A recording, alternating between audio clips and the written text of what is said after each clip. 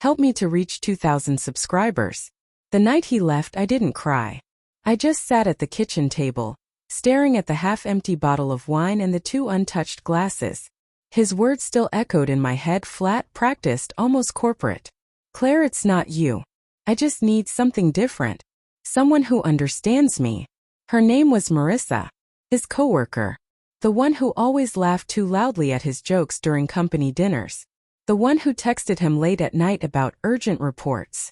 He packed his things in under 15 minutes. The scent of his cologne lingered in the air long after the front door slammed shut. I remember the sound. The hollow thud of finality that left the house quieter than it had ever been. First, I thought it was a phase. Men in their 40s sometimes chase illusions when they feel the weight of years pressing down. I told myself he'd come back once he realized how hollow it was, how love doesn't survive on novelty. But then came the photos. Their smiling faces flooded social media. Him with his hand on her belly. The caption read, "New beginnings. Pregnant." The sight knocked the breath out of me. I felt my chest tighten, a strangled sound escaping my throat before I even knew I was crying.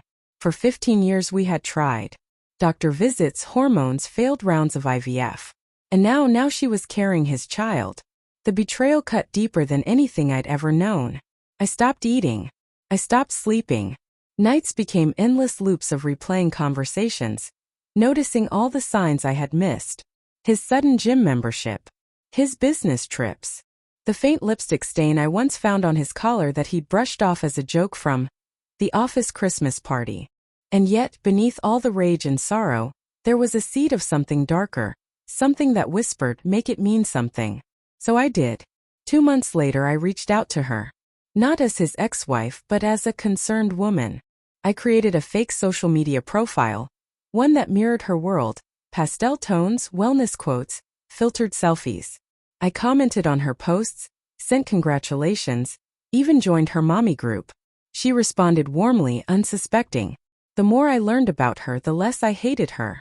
She was naive, sweet, painfully optimistic. She believed every word he said, every promise he made. In her eyes, he wasn't a cheater. He was a man who had been mistreated by a cold, infertile wife. That stung. Still, I kept my composure.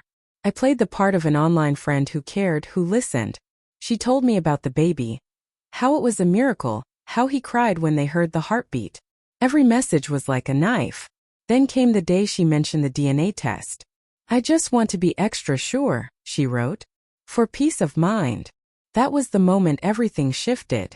I knew he'd insist it wasn't necessary. He'd see it as an insult. But she wanted to be certain. She said it was a kit from a private lab, one she ordered online. A quiet idea began to form in my mind. Cruel, meticulous, but undeniably just. When she posted that she was mailing the test, I acted fast. I intercepted the delivery through a contact, someone I'd helped years ago in my marketing job, who now handled shipping logistics for the same courier company. All I needed was the tracking number.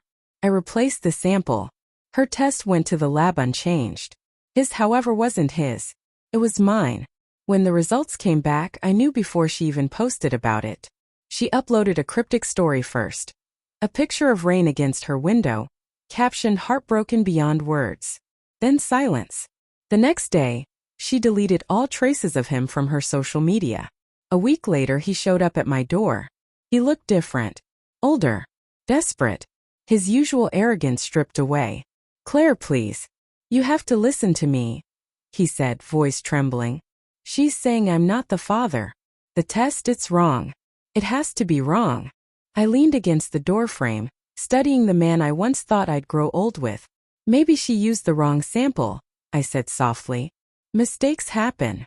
He grabbed his hair in frustration. "I don't know what to do. She's moved out.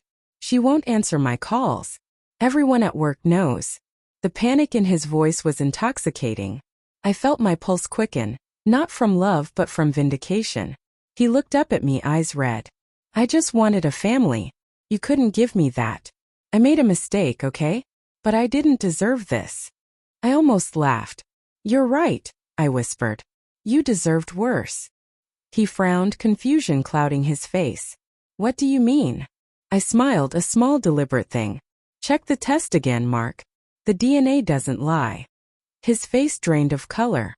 I closed the door gently. The story spread faster than I could have imagined. Someone leaked screenshots, someone else connected the dots. The video of him breaking down in his car went viral. Man betrayed by DNA test, coworker's baby not his. Everyone had an opinion. Some pitied him. Most mocked him. I didn't post, didn't comment, didn't gloat. I simply watched as the man who once destroyed my life now drowned in his own scandal. Weeks later, Marissa reached out to me again, on my real account this time. I found out what he did to you, she wrote. I'm so sorry. I didn't know. I typed a response and deleted it 3 times before settling on the truth. I don't hate you, I said. But now you know what betrayal feels like. There was no satisfaction in her apology. No joy in her pain. Just quiet closure. Months passed. The house still felt empty, but the silence didn't ache anymore. I began painting again. Traveling. Relearning who I was before him. One evening I got an email from the lab. A system update had accidentally included my address in a follow-up mailing. I opened the attachment. There it was, his DNA. The real one. And the shocking truth? He was never the father. My entire revenge, my elaborate orchestration, had only accelerated the truth that would have surfaced anyway. For a moment, I didn't know whether to laugh or cry. Fate had already written the ending. I had just forced it to play sooner. I closed the laptop and whispered into the quiet room. I guess we both got what we deserved. The wind outside rattled the window pane, and for the first time in a long time, I felt peace. Not triumph, not regret. Just the calm understanding that sometimes, revenge isn't about destroying someone else. It's about reclaiming yourself from the ruins they left behind.